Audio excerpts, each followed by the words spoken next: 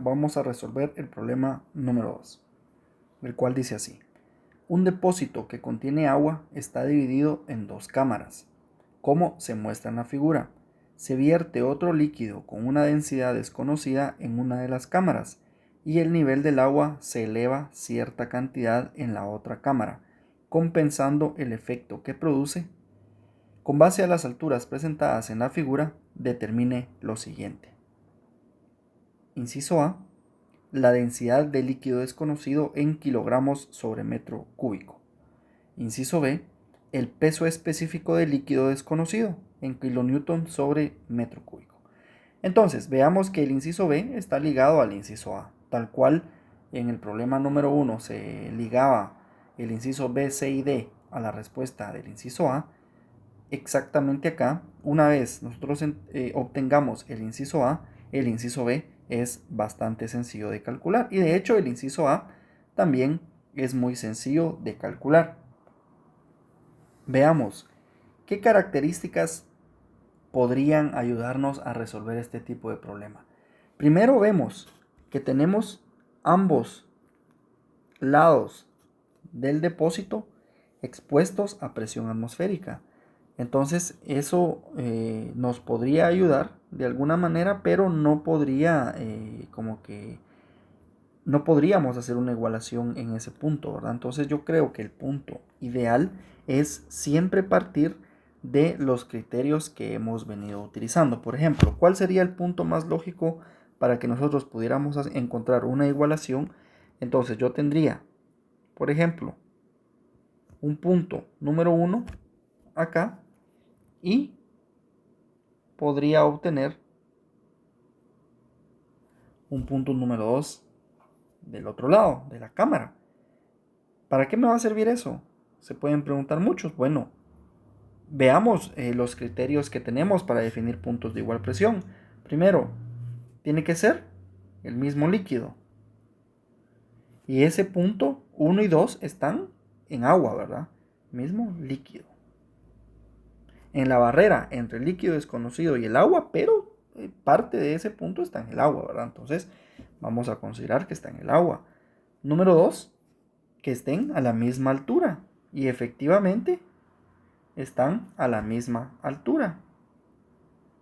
Y como tercer punto, que si yo uno ambos puntos, no tengo que cambiar de líquido. Y efectivamente yo uno y 2 y no cambio de líquido. Entonces no cambio de líquido. Por lo tanto, respeto los tres criterios para definir puntos de igual presión, que son misma altura, mismo líquido y los uno sin cambiar de líquido. Por lo tanto, yo puedo hacer una igualación de la presión en 1 con la presión en 2 y calcular. Entonces, si yo quiero calcular la presión en 1, eso va a ser igual a presión atmosférica, hablando de líquido desconocido. Entonces yo tengo presión atmosférica más H1. Veamos, tenemos H1. Entonces también tengo, como el líquido es desconocido, entonces yo voy a utilizar el agua para poder encontrar ese líquido desconocido. ¿Qué ecuación puedo utilizar acá? Pues como me están pidiendo la densidad, entonces yo voy a utilizar la ecuación de densidad. ¿Y cuál es la ecuación de densidad? Pues densidad, entonces yo voy a poner acá densidad. Esta densidad va a ser del líquido desconocido, entonces le voy a poner LD, líquido desconocido, multiplicado por la gravedad, multiplicado por la profundidad o por la altura, que en este caso es H1. De esa forma yo tengo el valor de la presión en 1, pero esa densidad de líquido desconocido nosotros sabemos que es densidad de líquido desconocido va a ser igual a la gravedad específica multiplicado por la densidad del agua, ¿cierto? Por lo tanto, entonces yo voy a encontrar la gravedad específica. O, bueno, en todo caso, veamos cómo nos quedaría esto. tengo presión atmosférica, asumimos que es 0. Entonces, esta ecuación ya la tenemos acá, entonces voy a tener yo gravedad específica por densidad del agua multiplicado por la gravedad por la profundidad 1. Entonces, ya tengo mi primera ecuación. Luego, voy a encontrar mi segunda ecuación, presión en 2. Va a ser igual. Si yo me vengo por este lado, voy a obtener, primero, presión atmosférica nuevamente. Como habíamos dicho que arriba íbamos a asumir que es 0, pues abajo también vamos a asumir que es 0. Más densidad del agua, porque vemos que el líquido es agua, por gravedad, por una altura h. Pero esa altura h, ¿a qué va a ser igual? Va a ser igual a la altura h3 menos la altura h2, ¿verdad? Porque yo estoy viendo que no es todo, yo no estoy calculando la presión hasta el fondo, estoy calculando la presión hasta el punto número 2. ¿Cuánto vale eso? Pues eso vale h3 menos h2, y eso me va a quedar con el valor desde la parte superior hasta el punto número 2. Por lo tanto, esa sería mi ecuación número 2.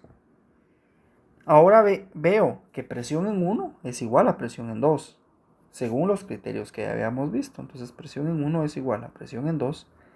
Por lo tanto, tengo gravedad específica por densidad del agua por gravedad por H1 va a ser igual a densidad del agua por gravedad por H3 menos H2. Ahora veamos algo interesante. Tenemos varias variables que podemos eliminar. Entonces hagamos eso para facilitarnos la vida. Densidad del agua está del lado izquierdo y está del lado derecho, por lo tanto las puedo cancelar.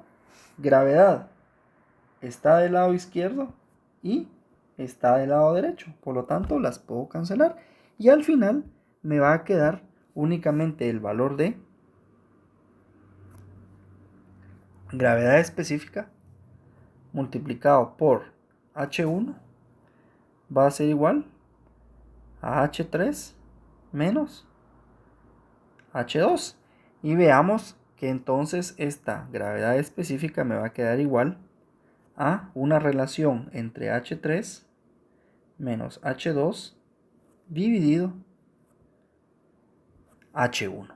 Y con eso yo tengo la gravedad específica, pero recuerden que no es lo que me están pidiendo, ¿verdad? Entonces yo voy a partir de ahí y voy a agarrar otra vez la ecuación que yo tuve anteriormente, ¿verdad? Entonces, una vez que yo calcule esa gravedad específica, voy a hacer lo siguiente. Voy a utilizar la ecuación que yo tenía anteriormente y la densidad de líquido desconocido va a ser igual a esta gravedad específica que estoy calculando por la densidad del agua. Por lo tanto, mi respuesta va a ser, para el inciso A, la que tengo encerrada en dos círculos de color rojo. Ahora bien, la respuesta para el inciso B, esa es mucho más fácil todavía, ¿verdad? Para el inciso B, yo voy a decir que el peso específico del líquido desconocido va a ser igual a densidad del líquido desconocido por gravedad. Y de esa manera yo encuentro la respuesta para el inciso B. Y con eso resuelvo el problema número 2 del examen parcial. Y mis respuestas quedan de la siguiente manera. Al igual que en el problema anterior, yo voy a obtener mis resultados para el inciso A, 600 kilogramos sobre metro cúbico y, inciso B, 5.89 kilonewton sobre metro cúbico. Eso para la persona que tenga el primer carnet según la tabla del problema parcial o del examen parcial. Ahora bien, ustedes pueden ir chequeando los valores que les quedan en su examen y con eso ustedes ya saben, por lo menos ya tienen una idea de cómo les fue en los primeros dos problemas.